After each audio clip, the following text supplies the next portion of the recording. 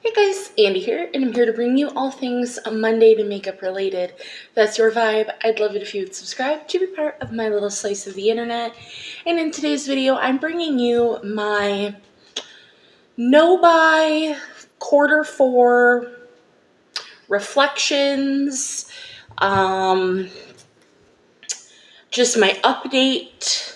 I'm going to give you my 2025 rules, how much I spent for the year, just all of the data you could ask for when it came to my no-buy. So if you want to hear all of that, let's go ahead and just get on in.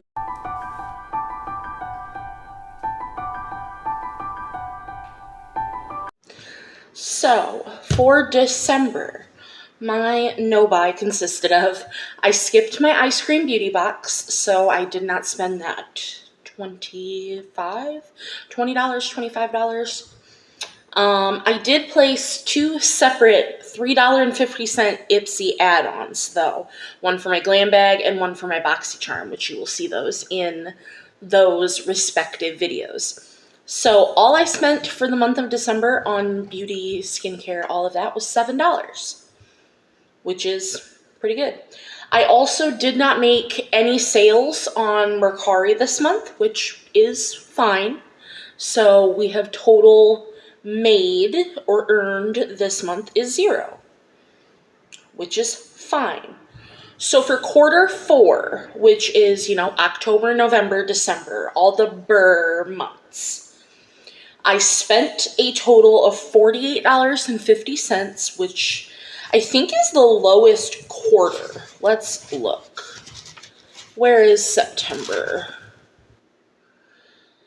Yeah, Q3 was $617.50.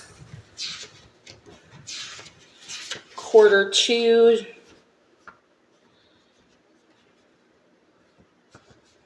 would be July. Where is July? Q2, I spent $113, which isn't bad. And Q1, we never want to talk about again. That was $3,529. We do not like talking about Q1. I've talked about that before. I got my back pay back for my disability, and I went ahead and was like, you know what? This is the one time probably in my entire life I'm going to be able to splurge on makeup, and oh boy, did I splurge, obviously. So, Q4 on Mercari, I made $82.55, which I think is pretty great. So again, if we're looking at how much I made in the other quarters, where's September? I made $184 in Q3, and then I don't think I was selling anything, or if I wasn't writing it down in Q2, because I know I wasn't selling it on Mercari in Q1, so yeah, it's not too bad, not too shabby.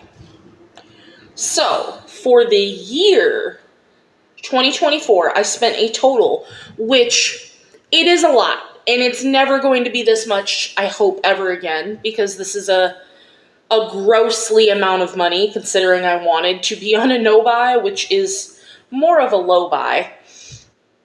I said that, and then February happened. But I spent a total of $4,444.50 for the entire year. I don't like it. I think that it was aggressive, but I did have 1 month through the year that I spent absolutely no money, and that was in May. I spent $0 on makeup, so that was pretty great. I didn't try to have a month where I spent no money. It just happened organically, so I think that that was cool. If we're not talking about February, because February, I average $150 a month on makeup. So that's not horrible, I don't think, but you know, we have some things going into 2025 that I would like to talk about. Because I had rules for 2024, and I had a lot of rules that I crossed out throughout the year that I was like, those do not apply anymore. But some things that I did want to go over that I've learned throughout the year. Some no-buy tips. Rediscover old favorites, shop your stash for older products. Make sure when you're wanting to buy something that you don't already have a dupe for it in your collection. Try your new makeup trends with existing products. Just because it's a trend does not mean you need to go buy a product specifically for it. Like, right now for winter, you have that candy cane blush with the... I think it's it's not Valentino. It might be Valentino. No, I think they're the YSL blushes. It's some fancy brand of blush. Too fancy for me. But it's just a red and a white blush. Or a pink and a white blush. I don't know if it was actually red. Just shop your own stash for cream or liquid blushes in those colors. Now, if you don't have them and you really want to do that, that's a whole separate story. But, like, make sure you're looking in your collection first before you just go out and buy the product that they're doing that trend with. Avoid triggering influencers and what media you consume. I went through my entire subscription feed on YouTube, Instagram. I tried to on TikTok. TikTok's a whole separate thing. But I don't really have a lot of people on TikTok that I'm like, ooh, yeah, I'm watching that. And people who were just pushing, so when we're talking specifically about YouTube, I had subscribed to a lot of beauty YouTubers that were just doing new releases, full face of new products, haul videos, and like that was it. That was their channel, which is great, but that incentivizes you to buy, and I didn't want that anymore, so I unsubscribed from those channels. As much as I love the creator, I didn't want to see that anymore. So, you know, delete the apps off your phone. Sephora, Ulta, so you're not just triggered. So then when you want to buy something, you have to consciously go to that website.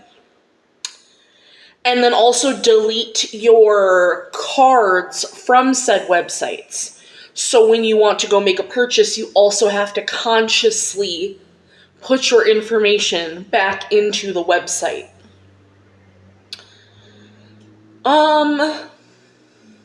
Remove yourself from emails and text alerts. Unsubscribe from those because, again, they're just being like, sale, sale, sale, sale. Get 10% off, get 20% off, which just incentivizes you to buy things. And you should not buy something just because it's on sale. Now, if you've wanted this product for 6 months, a year, and then it happens to go on sale, again, that's a different story, but you shouldn't buy something and I'm not saying like this is none of these rules are hard and fast like make or break, but I'm just tossing them out there. The world will not end if you do not get a product. Because that scarcity mindset of like, I have to have backups of products because I love it, and what if they discontinue it, and I have to buy this because it's pretty and I don't want to miss out, and all of that. The world is not going to end if you can no longer get a product, if they discontinue it, if you don't have that brand new pretty shiny thing. Like, it is okay. What else? So let's say you wanted to be on a low buy, no buy. And then, like me, in February, you go off the rails for what you had set out with your goals. These are just some tips that I had found from various people and myself through the year of how to get back on track. Evaluate your situation. Why did you break your no buy? And do you feel committed to it anymore and wanting to do it? Ask yourself those questions. Evaluate it in your own brain. Let's see.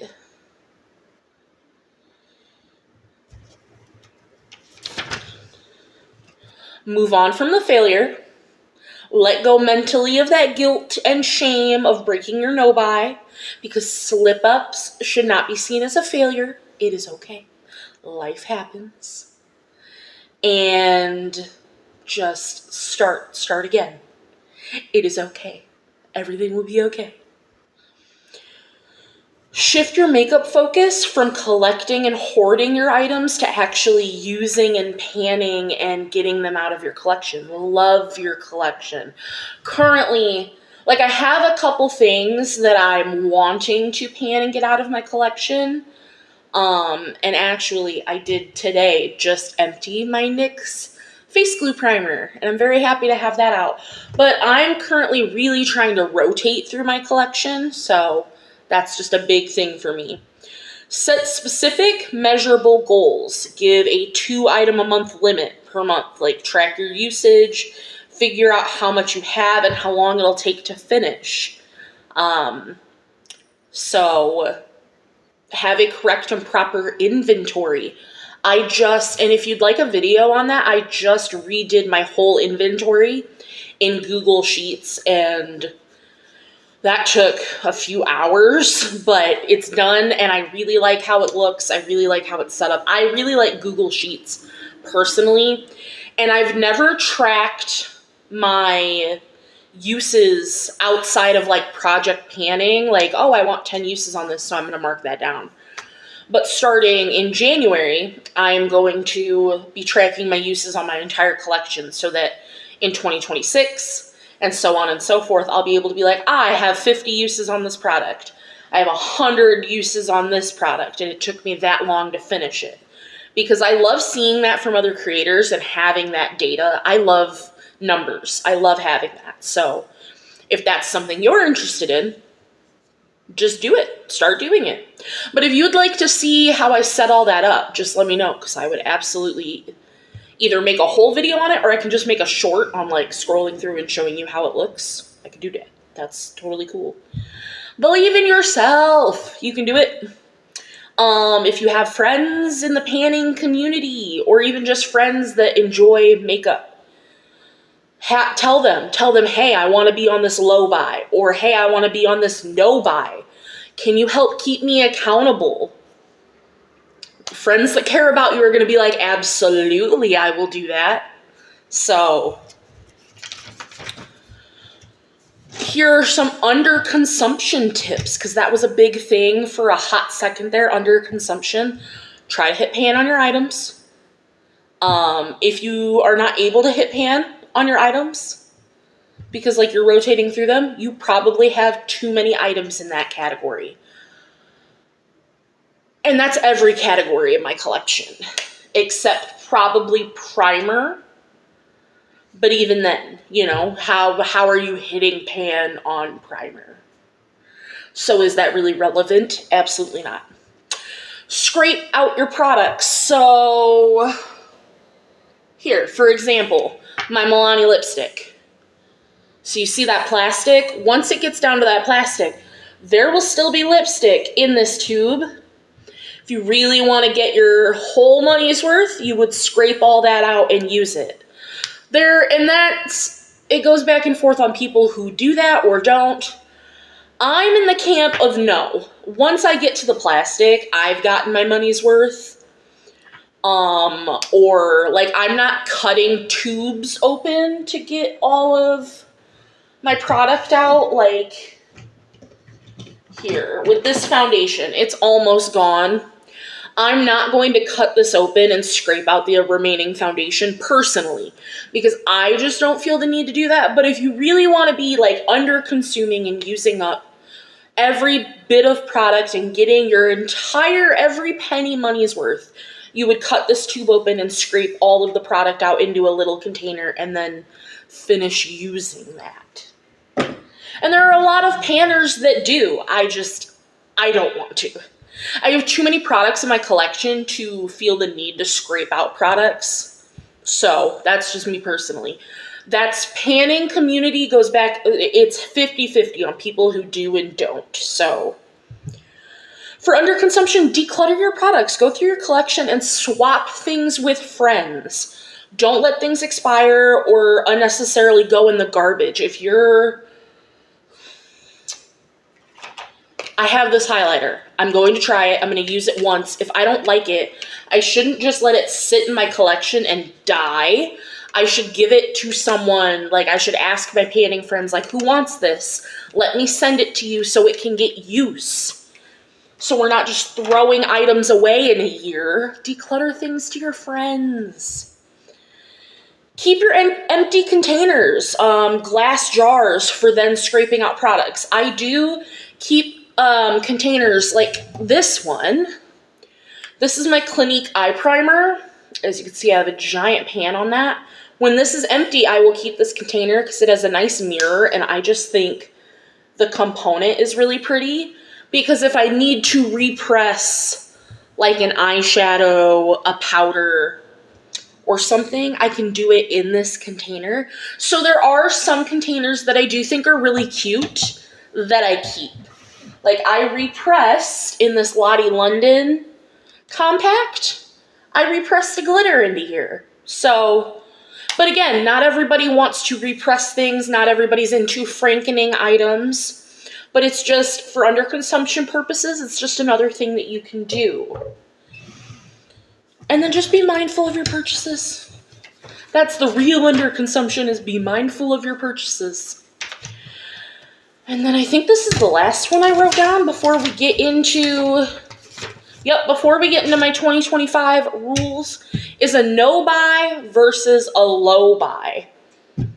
Create a mindset for yourself, not necessarily a set of rules, because this is like a diet. It is a lifestyle change, not just a quick fix. Figure out the actual cost of an item, not just the sale price. The price of housing it, cleaning it being used, the proper disposal.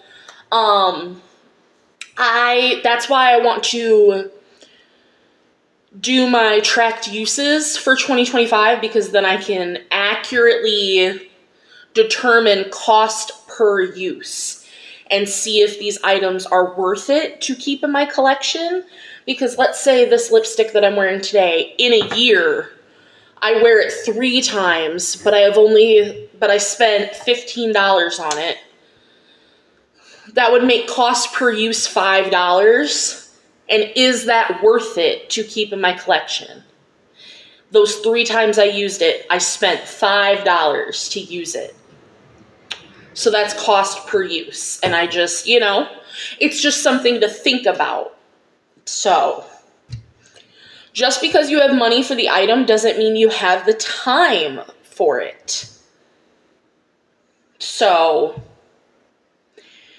let's say I buy 2 more primers. You can only use 1 eye primer at a time. That's, again, with backups. Like, you can only put so much makeup on your face at a time. And then container concept. Only keep what you can comfortably house in your makeup drawers. You don't necessarily have to be a minimalist, but your drawers or whatever you're housing your makeup in shouldn't be bursting at the seams. That just is a cluttered mindset, and then you're not going to be able to find things, and it doesn't work. You could set an annual beauty goal, whether that's money-wise, product category, usage-wise, or what have you. But just, hey, for the year I want to do this. Because a yearly goal is a lot less pressure, but if you want, do a yearly goal, a monthly goal.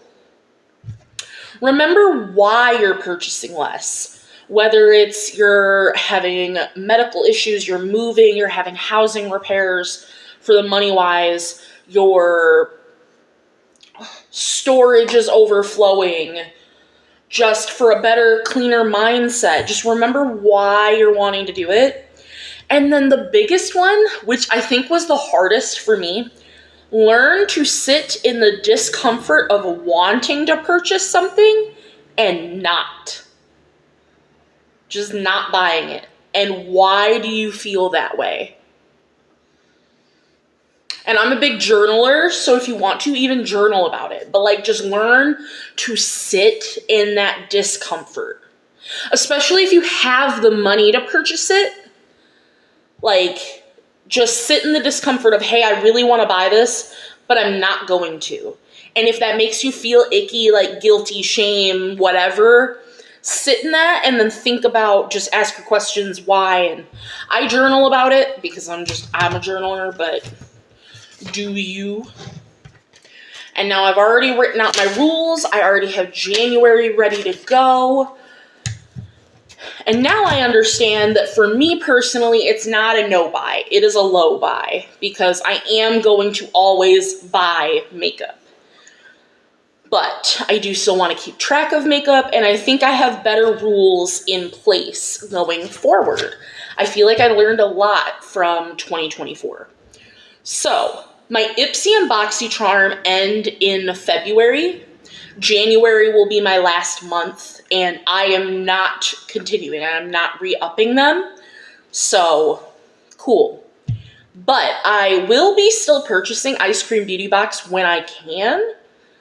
I am on a monthly basis, so I skip them when we don't have the money. When I have the money to purchase one, I get it. So that is still something I will be doing because I love Ice Cream Beauty Box. If I had the money right now to do the 6-month purchase, I would because I love it so much. So any other subscription box I would get, I would also, chart that. I will still be, because I started just a couple months ago, charting my press-on nail purchases. Because I do use those for medical necessities, but it is still a beauty adjacent purchase. So I do just want to see how often am I purchasing press-on nails. I'll chart any replacement purchases. I should only be replacing things if something is almost empty or it's a necessity. Like this, I would need to repurchase. Granted, I have 5 other primers, so I don't. But as an example, if I'm getting super low on a toner, because for me that's more for skincare, because I don't have a lot of backups for skincare. But I should only be replacing things if absolutely necessary. But for 2024, I didn't count replacements. It's still a purchase, so this year, obviously, I will be counting replacements of an item. Gifts and PR are not going to count towards my low buy, because if I'm fortunate enough to get any, that's awesome, because it's not a purchase. I'm not going to discourage my friends from decluttering things to me. I'm not going to discourage my friends from gifting me things. I'm also... If a brand wants to give me PR, absolutely. And I'm part of Influencer, so they send me items to review all of the time. So there is that. I must try to dupe an eyeshadow palette with my single shadows before purchasing. That's something I started doing at the very tail end of 2024, and I do really like that, because if I can dupe the palette, why do I need to buy it? I don't, is the answer to that question. So, I really enjoyed doing that. Plus, it's creative. I don't do a lot of build your own palettes, so it helps with the creativity, and I really liked that. No liquid liners, glitter gels, or hydro liners. I have a couple liquid liners that I got in mystery boxes. I hardly use them, so I don't need any more because I don't use them. Glitter gels, as much as I love glitter, the glitter gels I do not like the texture of. Hi, if you're new here, I'm a big texture. It's the autism. I don't like texture. So glitter gels are not for me. Pressed glitters, loose glitters, things like that, cool, great. But glitter gels are icky and I don't like them, so I don't use them, I'm not buying them. Hydro liners, the same thing. DW at Dub's Beauty Diary just sent me a palette. It literally is the entire rainbow, and I'm so happy. So I don't need anything else. I have the entire rainbow, it's like of normal colors. If I were to start to get into doing crazy stuff, then maybe. But as of right now, I don't use them. I don't need them. No more liquid eyeshadows, except for if I want to get like the Danessa Myricks. I think they're the Chrome Flakes. No, they're not the flakes. I don't like the flakes. The foils. The ones in the squeezy tube. Because I love those. Or the About Face matte eye paints. I love those. Otherwise, I don't need any more. I don't need any more liquid shadows from any other brand. I like those two. That's it. I'm good. No more purchasing any magnetic single eyeshadows until I'm completely done with my Eyemageddon project pan. I need to go through my entire single eyeshadow collection before I can even think about purchasing anything new, in my humble opinion. No more liquid or cream cheek products until I need a replacement. So that's my liquid and cream blushes, my cream and liquid highlighters, and my cream and liquid bronzers, because those go bad faster. So not that I have a crazy amount of them, but I have enough that like I need to go through those now before I can think about purchasing anything else. No lip gloss purchases. I don't use lip gloss.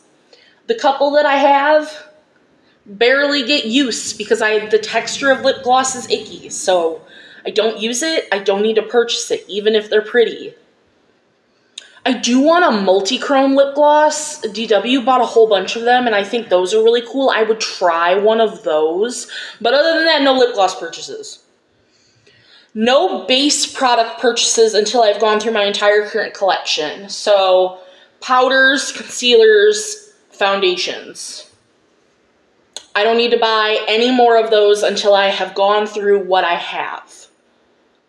Like, if I get, like I said, if I get something decluttered to me or through influencer or like in PR, that's a different story, but I do not want to purchase any of those categories or products. So, that is my those are my 2025 rules. That's my quarter 4 update, my yearly update. And just my tips that I have found along the way that I keep in my cute little no-buy-low-buy notebook. So I hope that that helped. I hope that that was interesting and insightful for you guys, because it was fun for me. Otherwise, any questions, comments, and concerns, please leave them in the comments down below. And I will see you in the next one. Bye, guys.